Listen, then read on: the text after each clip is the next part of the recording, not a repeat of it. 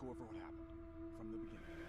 Just look at what happened. Betroffenheit was fantasy created through tragic reality.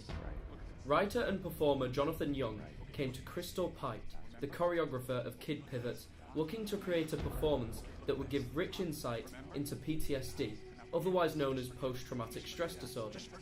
Young hoped to create a piece that people with PTSD could relate to, while also creating discussion about the disorder.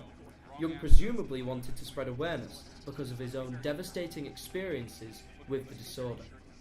On the 23rd of July 2009, Young and his wife suffered the catastrophic loss of their own child and two of their younger cousins in a blazing cabin fire. This affected Young deeply. He states that he suffered his own Betroffenheit during the event, distracting himself through the modem of creating twisted characters and scenarios that encapsulated what Young was feeling, what he was unable to audibly express.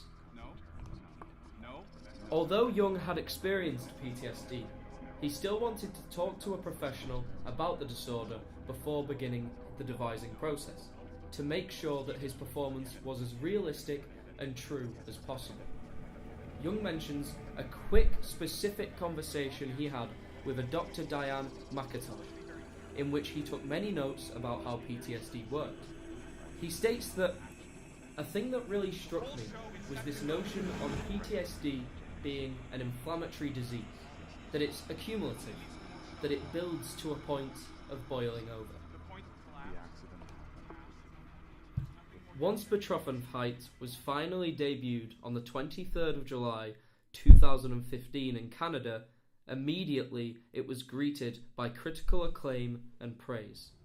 The piece was praised for having the central tension of the piece being towards words and bodies, between words and actions. The performance is narrated by the main character, and there is a clear connection on the dialogue and the physical performances.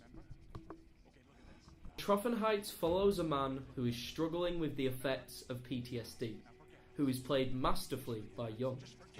The piece never states what caused the character such distress, it simply focuses on the aftermath and the effect it has on Young and his character. The piece also showcases the struggle with addiction and madness. Throughout the piece, a recording of Young's own voice is heard as he tries to explain to himself how he ended up like this.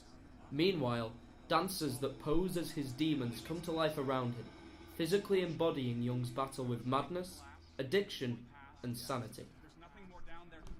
Betroffenheit was created to examine grief and the things we do to overcome it. An example of this would be when we witness our protagonist and multiple other performers on stage.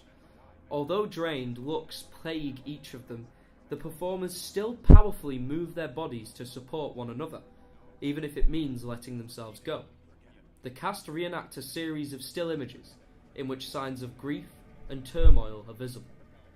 While they grieve, other members of the group position themselves to catch and support the weakest that fall. The scene makes out that they are apart and together at once, as if struggling with their own matters brings them together, connecting them in a distinct and poetic fashion. While in an interview about the piece, Young gave the insight of, the short answer to what is Betroffenheit is shock. Betroffenheit is unique, in that it is universally fammable. Betroffenheit brings an audience out of their comfort zone.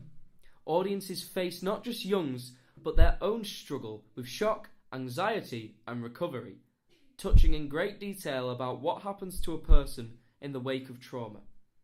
Everyone can relate to these feelings, indifferent to what your nationality or language may be.